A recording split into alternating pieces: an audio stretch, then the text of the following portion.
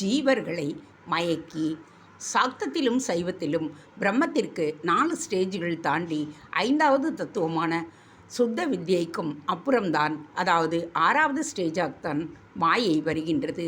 இந்த 6வது ஸ்டேஜில் தான் ஜீவர்கள் எல்லாம் வருவது. அதுவரை ஏக சிவசக்தி தான். அது எங்காவது மாயையினால் பாதிக்கப்படுமா?